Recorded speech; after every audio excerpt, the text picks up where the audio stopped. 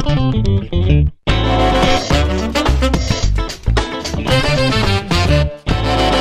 everybody, G-Team, welcome back to Islate Show dengan saya Grace Tahir. Dan hari ini adalah interview yang banyak orang request kepada saya. Itulah interview dengan ayah sendiri, Pak Tahir.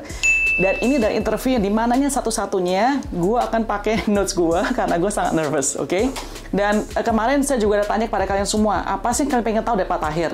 Nah, kalau kalian pengen tahu journey-nya dia, terutama tentang bisnis karirnya dia, kalian actually paling bagus adalah baca bukunya dia, Living Sacrifice, because that will tell you exactly what he has gone through and what he did to become successful today. Jadi hari ini interview gue akan lebih personal ya guys ya. Jadi bukan ngomongin tentang bisnis, bukan trik-trik bisnis, okay? So I will save that for you to Google on YouTube.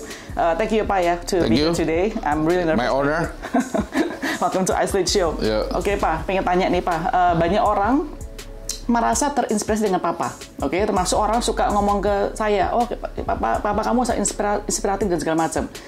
Apa sih satu hal tentang Papa yang bikin orang tuh merasa terinspirasi? Jadi begini, mungkin dilihat dari proses background ya.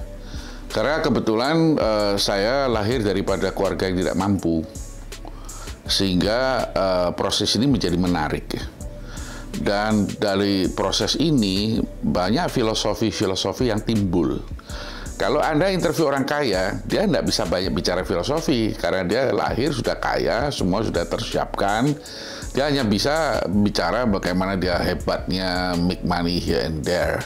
Dia tidak ada kontennya, isinya tidak ada. Tapi saya ada isinya karena saya proses dari keluarga tidak mampu, umur 20 tahun baru keluar dari rumah kontrakan, ya, artinya sejak umur 20 baru punya rumah sendiri. Dan hari ini kita punya sedikit hasil, baik itu hasil internasional maupun domestik ya, bukan hanya dinilai dari uang, tapi reputasi. Di dalam negeri saya juga sudah menyandang tertinggi ya, Mahaputra dan Bayangkara. Ini jarang orang bisa, satu orang dapat dua itu mungkin, kalau ada pun mungkin 1-2 orang aja ya. Lalu internasional mungkin tidak banyak orang dapat. Saya Global Humanitarian Award saya sudah dapat. Eminent Advocate dari UNHCR orang ketiga sampai hari ini di dunia saya sudah dapat. Lalu Chancellor Citation dari UC Berkeley saya sudah dapat. And a lot of things. Jadi dari sinilah mungkin orang menganggap bahwa I really want to know, you know, what is Tahir, you know, Tahir ini apa sebetulnya? Dia memberikan message apa sebenarnya dengan nama Tahir ini? Kira-kira begitu. Oke, misal contoh Papa harus menginspirasi orang, kan ada dua aspek nih, baik itu professional ataupun juga philosophy of life, ya lebih personal itu. Which one yang Papa lebih prefer untuk bisa menginspirasi orang? Jadi begini ya, satu manusia kan melalui proses konstitusi ya, pembentukan manusia. Jadi ada orang mengatakan bahwa manusia itu dibentuk dengan pakaian yang mewah ya, atau dibentuk oleh suatu deposito yang besar, dibentuk oleh suatu pendidikan tinggi. Ini pembentukan ya, pembentukan manusia. Nah, saya harus katakan saya dibentuk oleh 4 faktor. Dan ini 4 faktor sangat penting sekali. Pertama adalah ibadah. Jadi ibadah membentuk Tahir ini. Ibadah itu saya tidak ada waktu terlalu detail, saya hanya mengatakan ibadah beda sama agama. Ibadah itu yang tidak dilihatkan oleh manusia. Kalau agama, manusia bisa lihat. Oh, ini orang agama Islam, agama Kristen, agama Katolik. Tapi kalau ibadah nggak bisa dilihat. Ibadah itu hubungan kita langsung sama Sang Pencipta. Dan itu ibadah. Kedua jelas adalah keluarga. Keluarga itu kita bukan hanya bicara bahwa saya, istri, anak-anak, bukan. Keluarga itu merupakan suatu tanda keharmonisan. You bagaimana membentuk keluarga yang baik. You bagaimana didik anak itu menjadi orang yang baik. Gimana you baik kepada orang tua. Gimana you mengasihi istri you. Ini keluarga. Ketiga adalah karir. Karir itu juga bukan deal maker. Wah, banyak orang akhir-akhir ini ya, banyak crazy rich mengatakan how I make money, how I make a billion and billion. Itu bukan karir. Karir itu adalah suatu platform yang you bentuk dan dia bisa menciptakan lapangan kerja, dia friendly terhadap environment, ekosistem, dia berguna untuk masyarakat sekitarnya, dan itu adalah karir. Yang terakhir adalah good work ya, social work. Social work itu jelas adalah how Anda punya present, Anda punya kehadiran, bisa berapa banyak membawa manfaat ke orang lain. Ini adalah good work. Nah, 4 ini menjadi satu kesatuan, membentuk yang namanya tahir. Itu pembentukan. Oke. Siapa kalau gitu untuk Papa yang menginspirasi Anda? Oh, ya banyak. Pertama pasti orang tua saya. Number one? My parents dong. Okay. My parents dia meninggalkan teladan, panutan yang baik. How to be a good man, how to be a proper person, how to be a leaders, how you love your family. Ini banyak teladan yang orang tua tinggalkan. Kedua, ajaran. Ya, ajaran itu ada 2. Satu ajaran agama melalui kitab suci, satu ajaran dari guru-guru yang kita sekolah mengajarkan kita budi pekerti yang baik-baik. Ini kedua adalah guru. Ketiga, masyarakat. Masyarakat sebenarnya mendidik kita juga. Masyarakat sekeliling mendidik kita sebetulnya. Teguran dari masyarakat, kritikan dari masyarakat mendidik kita supaya kita dewasa. Jadi inilah orang-orang ini yang menginspirasi. Okay, and who do you want to inspire the most? If there's one person yang Papa pengen menginspirasi itu siapa? Sebagai contoh, yang menjadi saya punya idol. Bukan. Maksudnya, kan Papa di-inspire tadi bagi 3 faktor ini. 4 faktor. Enggak, tadi yang Papa bilang apa dari dari pertama dari orang tua, dari ajaran agama dan pendidikan. Sekarang Papa misal contoh ada satu orang yang Papa pengen menginspirasi orang tersebut itu siapa? Ya, anak-anak saya. Okay. Itu udah done sih itu. Ya. Itu udah done. Dan proses inspirasi itu yang tepatnya itu tidak pernah ending. Yeah. Dia ending until the end of your life, until the last day of your life. Okay. Jadi kita proses belajar terus. Okay. Saya belajar menjadi suami. Dan ada satu universitas ya, yang nggak mungkin bisa lulus, yaitu how to become a wife and how to become husband. Itu nggak bisa lulus. Kita belajar terus sampai the last day. Oke. Pak tadi ngomong tentang pertama-tama faktor dalam masalah Tuhan ya. Oke. Papa melihat 20 tahun yang lalu sama sekarang. Oke. How has your relationship changed with God? Ya, jadi gini, God is creator, dia punya sifat dari Allah itu maha kasih, maha righteousness, ya, maha kudus. Ini Allah. Semua agama sama. Dia menganggap Allahnya itu pasti adalah kudus, adalah benar dan penuh dengan kasih dan kuat kuasa. Ini basically adalah how you look at God. Begitu kita mendekati Sang Pencipta ini, kita harus dirubah. Ada orang kalau ibadah udah bertahun-tahun tidak berubah, nah itu pasti ada masalah di ibadahnya. Tapi kalau ada bahasa Mandarin mengatakan kalau Anda campur dengan orang yang campur dengan tinta merah, Anda akan menjadi merah, menjadi tinta hitam akan kena hitamnya. Demikian juga the more you close to God, then the most you sanctified, the most you have more love, and the most you become righteous. Ya, ini akan dipengaruhi. Oke. Sebagai seorang yang bicara secara belak-belakan ya, saya adalah orang yang beribadah, ya kan? Oh, I have my God and everything. Pernah nggak sih orang mengkritik Papa, bilang, lu hipokrit, lu kan bisnis ada kayak begini-begini. Namanya kan bisnis pasti dibuatnya sempurna. Papa juga, semua orang pasti buat sempurna kan. Ada nggak sih pernah mengkritik demikian gitu loh? Ya, kalau saya sudah sempurna kan saya jadi God-nya berarti. Gitu? Berarti karena kita tidak sempurna, then we need God. Ini very important. Jadi kalau kita diterima kritikan, kita harus terima dengan baik. Mungkin saja di diri saya ada hipokrit. Dan I have to change, I have to repent, I have to improve it. Jadi tidak semata-mata kalau kritikan itu tidak bagus. Kritikan itu mendisiplinkan kita. Jadi mungkin kita sendiri malah nggak tahu, orang lain yang orang luar tahu. Tahir, you don't do right things. Okay. Then after saya rethink again and I felt strong, then I repent. Okay.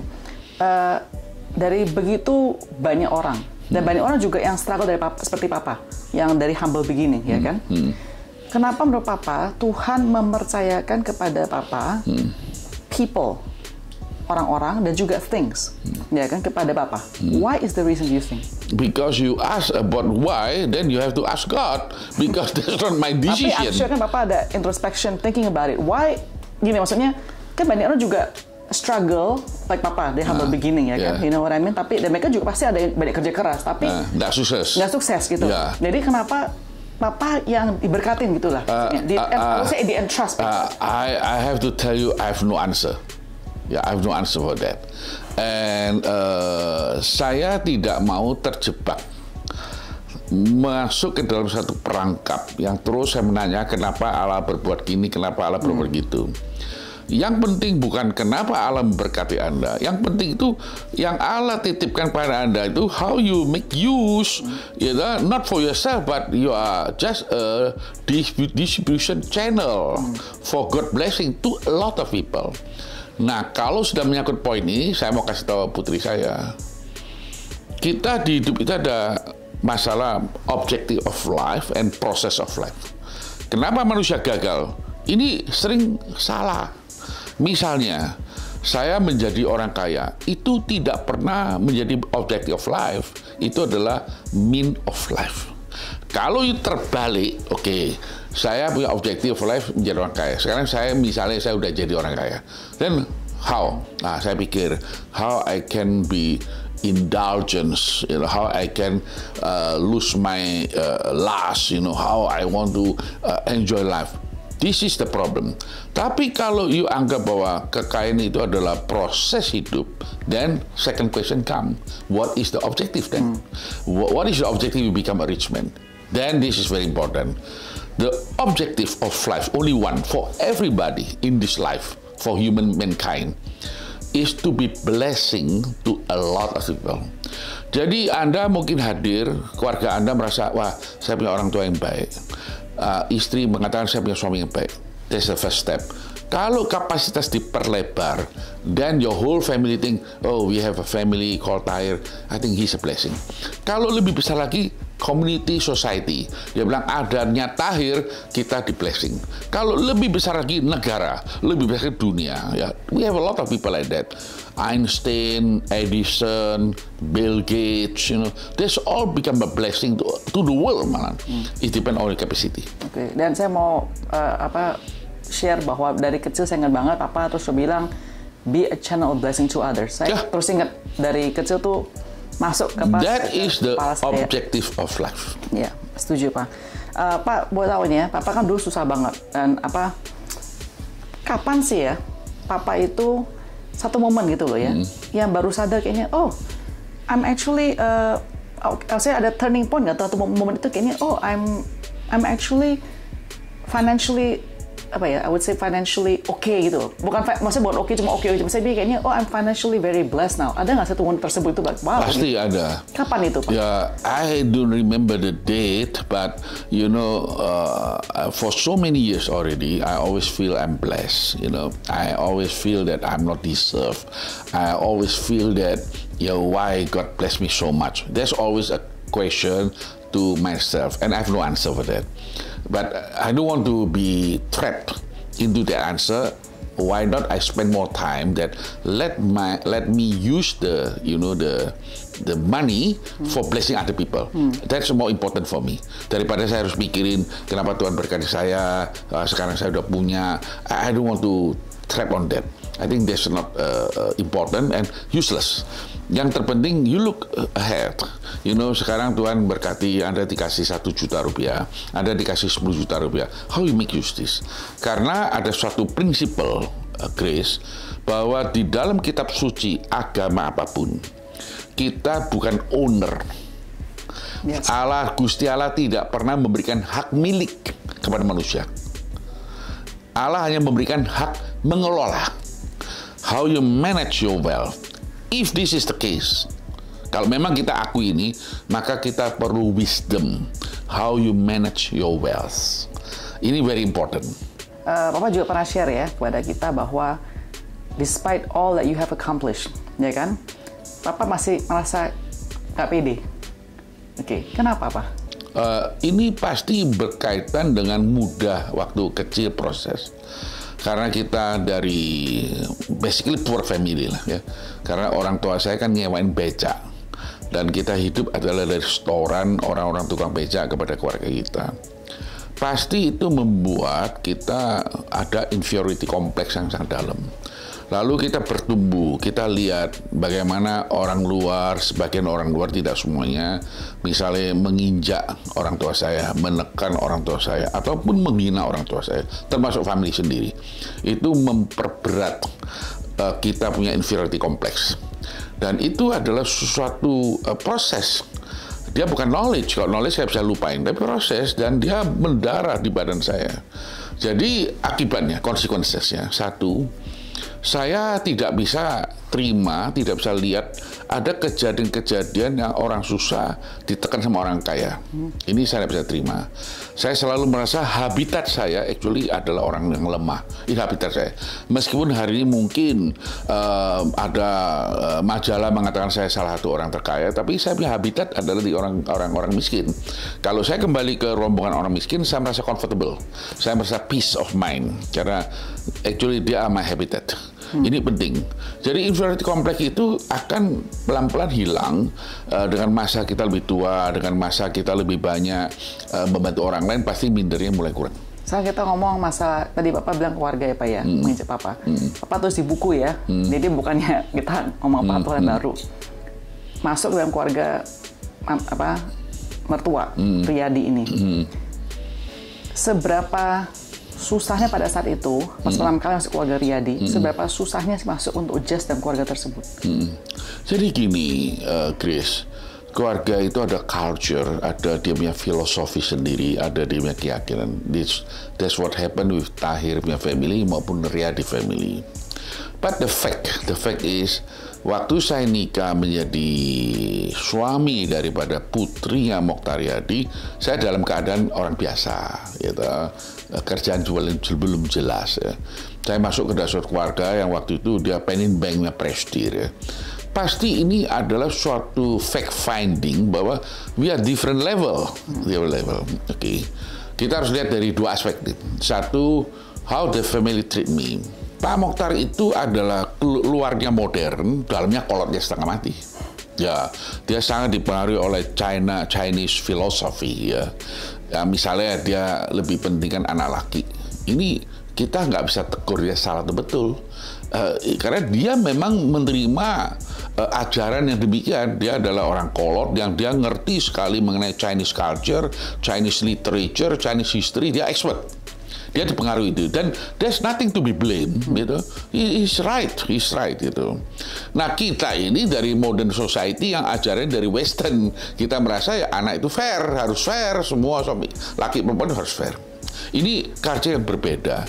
Nah, untuk menyesuaikan culture itu tidak mudah, nggak mudah. You mau menyesuaikan, belum tuh lawan mau terima. Ya, you harus ada orang baru ini Xi Jinping bicara sama Biden. Tangan itu tidak bisa satu bertepuk tangan, harus dua tangan bertepuk tangan. Jadi kita mau masuk ke keluarga Riyadi, belum tuh dia mau terima loh. Masalah culture ya, fact finding, okay, you are my son-in-law. Tapi kita punya culture mungkin reject you.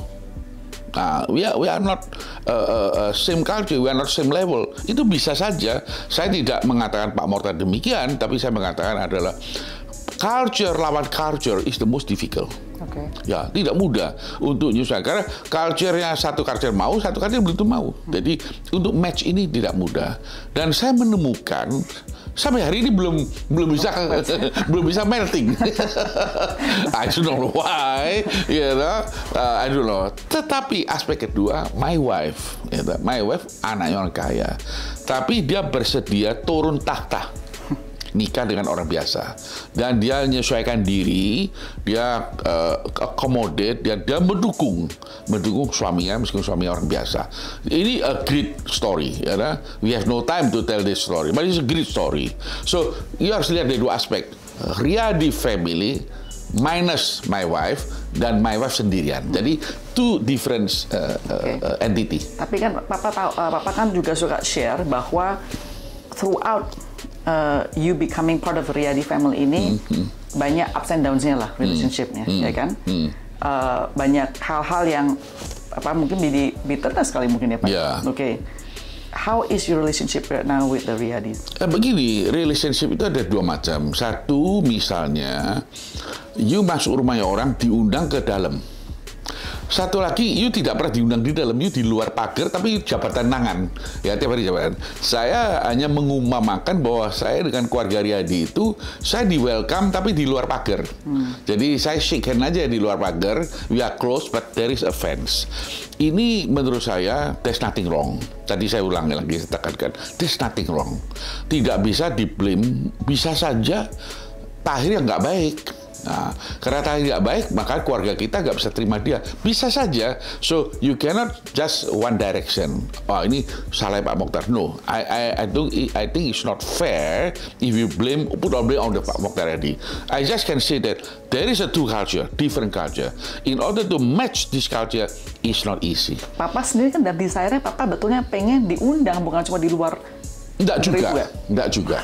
Ya, saya jujur aja karena dari pertama saya nikah, the first week, saya udah dipanggil Pak Mokhtar. You tidak boleh kerja di grup saya. Nah, pas Papa dengar kayak begitu gimana Pak rasanya? Waktu saya masih muda, saya bilang begini, saya bilang, it's okay. Seperti Grace selalu bilang, it's okay, why not? Gitu. Lalu Pak Mokhtar tanya second question, what are you going to do? Nah, ini penting, Grace. Saya bilang Pak Mokhtar, jelas.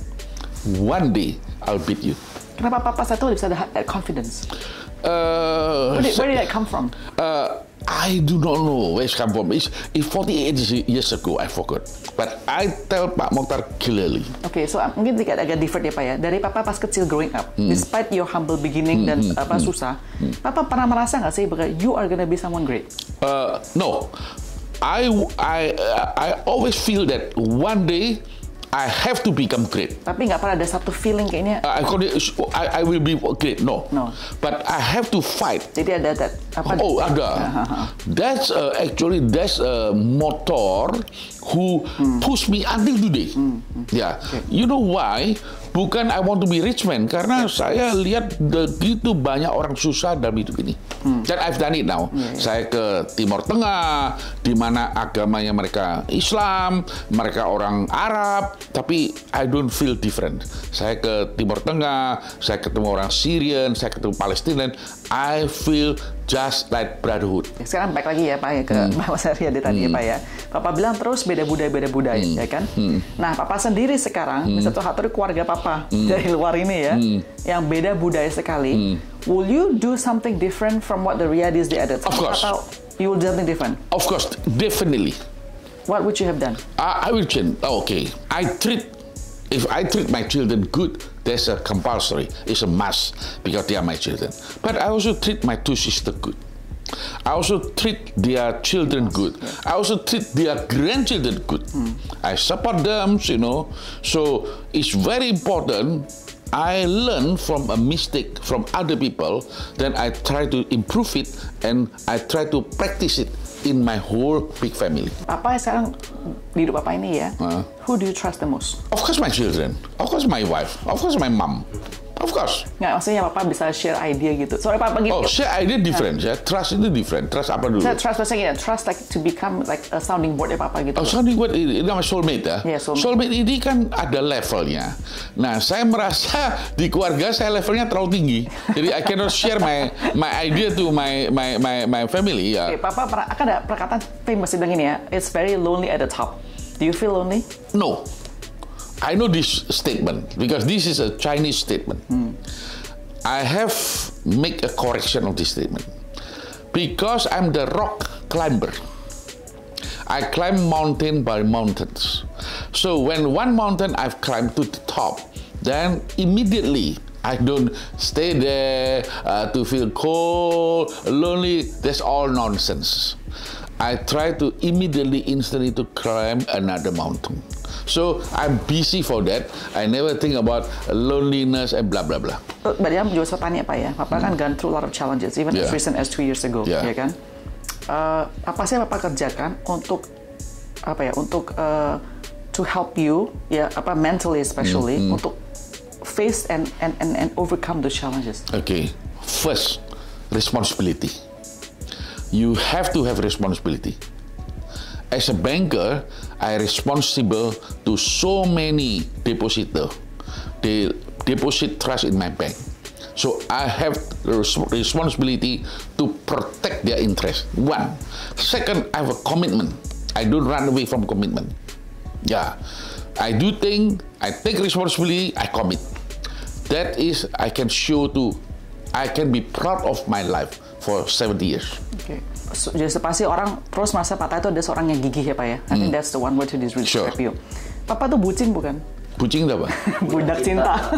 Budak cinta. Apa, are you a romantic person? Okay, I have to share about the family life. When you meet your wife, or at that time it's not your wife, it's a girl, okay, you can tell her that, you know, all the bullshit, you know, I love you, blah, blah, blah, blah, blah. But when you marriage and day by the day, you know, pass, then this love, the erotic love or physical love, then become a higher level. That's called responsibility, passion. You know, like, I'm willing to die for my wife, for the God's sake, anytime, without doubt. If I have making the alternative, save my life or save my wife, I will save my wife. I say that not is bull around, but I prove it in my life. Not even my wife, for somebody when I went visit the border of Iraq, I was informed that last week was bomb. So I have a little bit complaint. Say, why don't you tell me earlier? If earlier, I will not come. But suddenly there's a feeling, if unfortunately something happened to me, I'm okay. You know why? Because I'm doing my worship. I'm helping people. I'm helping human mankind. You know, they are in the suffering.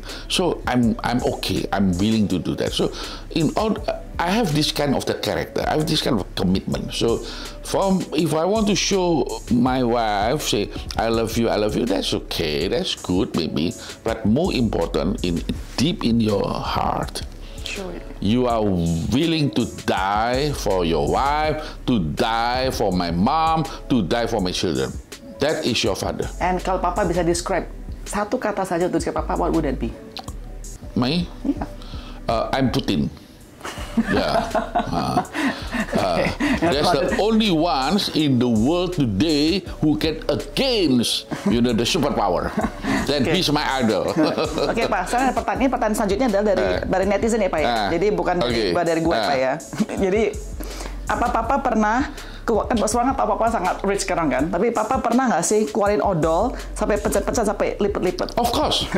That's what I'm doing. Ini pertanyaan lagi aneh ya, Pak ya. Siapa anak kesayangan Papa? Anak kesayangan saya, you have to tell the children that I love all the children. Yeah, you cannot discriminate it. But if you force me to say I love Grace the most, enggak. Itu karena di sini kan. Oke. Papa pernah nggak sih ngerasain pakai gayung bentuk love? Apa itu? Ada gayung bentuknya love ya. Apa pernah nggak sih love yang hati gayung hati? Nggak pernah ya? Oh, nggak pernah. Oke. I think that's not old man play. Apa sih pendapatan pertama Papa pada saat bekerja? First income? First income ya. I'm doing food stuff business ya, jualan kalengan di Gang Rebal. Umur berapa itu, Pak? Waktu nikah Enggak dong, pasti sebenarnya Papa udah bantu emak kan? Enggak dong. Okay. First income, That's 10 over years. Mungkin umur 10 lebih. 10, ya, saya diajak papa saya ke satu kampung beli gantungan gantungan gelas. Nah, itu papa saya bilang, you beli ini setengah dosen, nanti you bawa ke Solo, you jualan di Solo, karena saya punya family banyak di Solo. Di dagangan gitu. Dagangan ya. Itu my father teach me that. Oke. Papa pernah nggak sih makan bakmi sama nasi jadi satu? Pasti sering dong. Waktu kita nggak punya, waktu kita nggak punya uang. Ya. Oke, Pak. Papa pernah nggak sih dengerin bunyi token listrik? Token listrik apa ya? Berarti nggak pernah ya, Pak ya? Nggak pernah. Oke, Pak. Apa sih makanan kesukaan Papa? Makan Jawa. Apa specifically? Jawa, nasi goreng. Apa film favorit Papa? Kayaknya saya tahu deh, Godfather. Part 1, Part 2, Part 3. Ya. Papa, ini pasti tahu lah. Pernah naik angkot nggak? Angkot apa? Angkot. Oh, sering. Waktu saya belum nikah, saya kalau ke Jakarta naik. Dulu itu namanya ada Sidul anak Jakarta, itu modelnya oplet itu. Saya naik itu. Ya. Apa pendapat Papa mengenai Indri Benz? Ini Ben, I know from you, ya. Indri Benz itu karakternya gue loh. Karakternya Chris Glodok itu. Oh, Chris Glodok, ya. Itu saya punya pesan kepada anak muda-muda ya. Don't follow that kind of life, you know. That's a rubbish, you know. Yeah. You have to work hard, you have to be sweating, keringat, dan dapatkan itu lebih solid. Oke Pak, ini terakhir agak iseng ya Pak ya. Tapi Papa semoga boleh kerja ini Pak ya. Yeah. Papa tahu TikTok kan? TikTok itu apa? Sedang. Oh iya. Kan dari belajar dari you. Ini pada gue ada anak-anak kan? Iya, ada anak-anak. Papa boleh nggak ikutin Hili punya TikTok? Oke. Boleh. Ya gimana? Ikutin caranya gimana?